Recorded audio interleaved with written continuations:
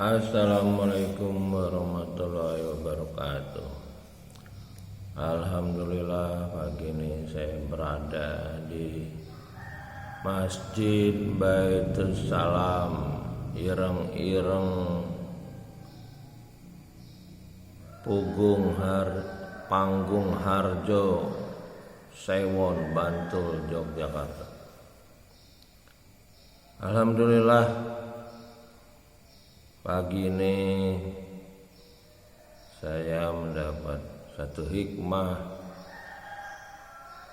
bahwa frekuensi atau sinyal yang menyatakan ketauhidan, keesaan dan kewahidan dari Rabbul Alamin adalah Alhu ini satu asma ismu zat yang menyatakan tidak ada selain dia, semua dia, all semua,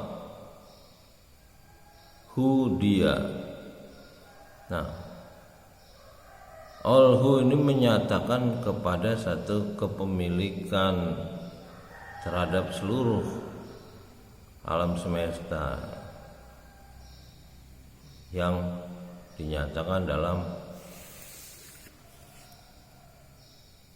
kata-kata Rabbul Alamin. Rabb, Iqra bismi rabbikal ladzi khalaq. Bismi rabbikal ladzi khalaq. Jadi Rabb yang mencipta.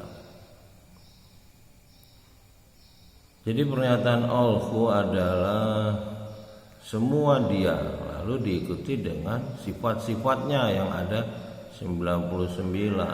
Dia yang Rahman, Rahim. Jadi semua dia Rahman, semua dia sayang.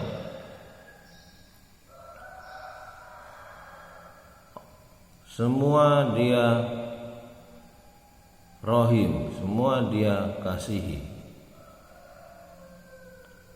Jadi penterjemahannya tidak menggunakan maha dari sifat-sifat itu. Kenapa? Karena maha itu menyatakan satu Tuhan.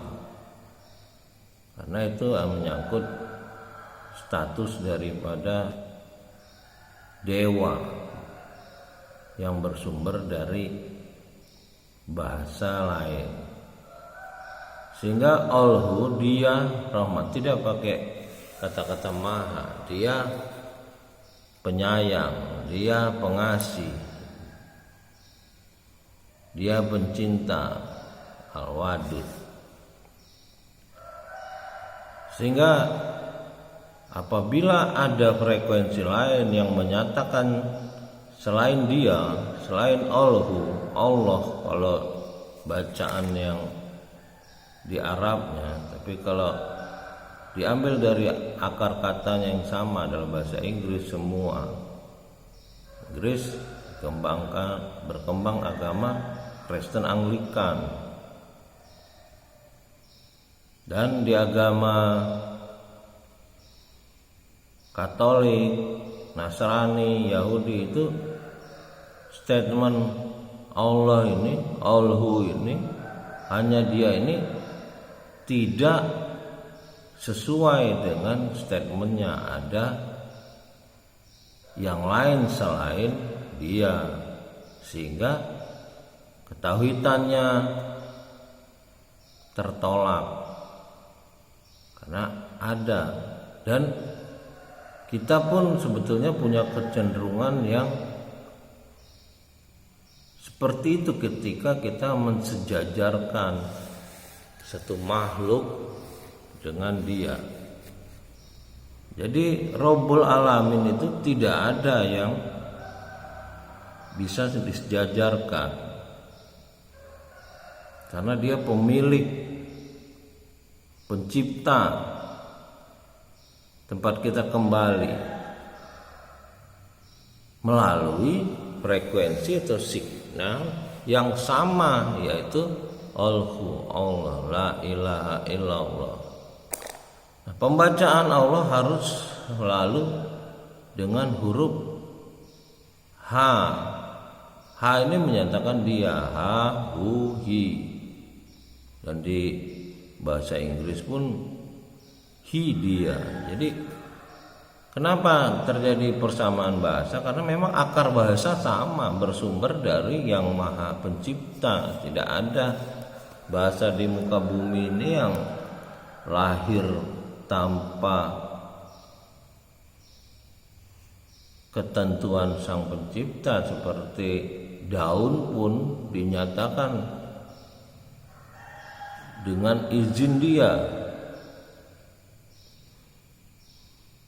Jadi ini tidak merubah amalan, tapi kita mengerti siapa yang sebetulnya yang kita abdi. Artinya kita mengabdi di sini ya karena budu wa ya karena stain, mengabdi bukan menyembah. Nah, praktek yang terjadi memang kita menjadi penyembah bukan pengabdi, karena kita dalam hidup kita dibatasi dalam waktu-waktu sholat.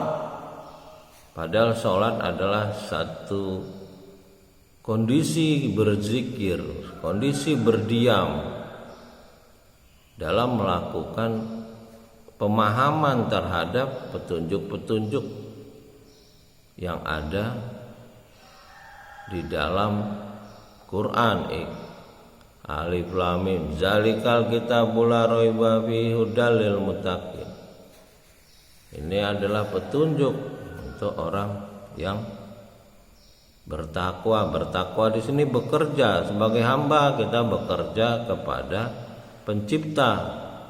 Alhamdulillahi rabbil alamin. Sehingga segala pujian hanya kepada Rabbil alamin. Alhamdulillahi rabbil alamin.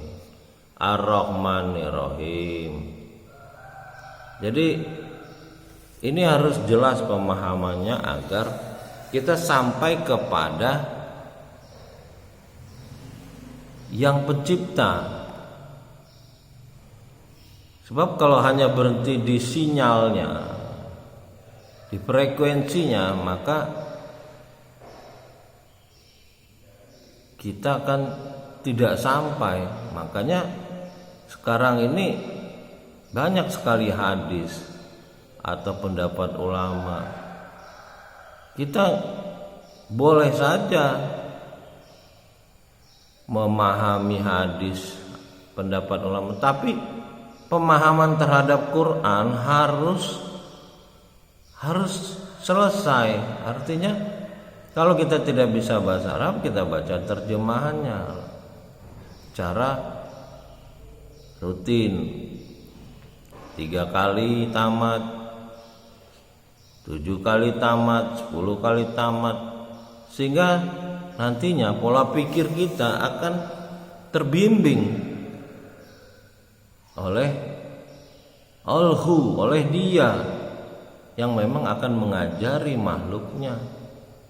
Di dalam surat Iqra pun dinyatakan bahwa Dia akan mengajari manusia dengan pena, dengan tulisan.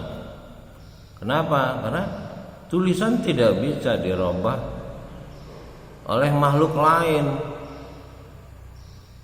kecuali izinnya. Itu tulisan berupa ayat di dalam Al-Quran. Itu udah ada statementnya bahwa tulisan itu dijaga, Rabbul Alamin yang menjaga, dan seluruh frekuensi Alhu menjaganya karena udah dibentuk sistemnya. Sehingga bagi mereka yang mencoba-coba untuk meniadakan daripada Al-Quran yang asli, ini akan berhadapan langsung dengan Rabbil Alamin. Demikian apa yang saya dapat sampaikan untuk memperjelas pemahaman terhadap yang kita abdi, bukan yang kita sembah. Jadi seluruh hidup kita dinyatakan hanya dua dalam hidup ini, pengabdian ini kepada pencipta atau kepada selain pencipta. Demikian, assalamualaikum warahmatullahi wabarakatuh.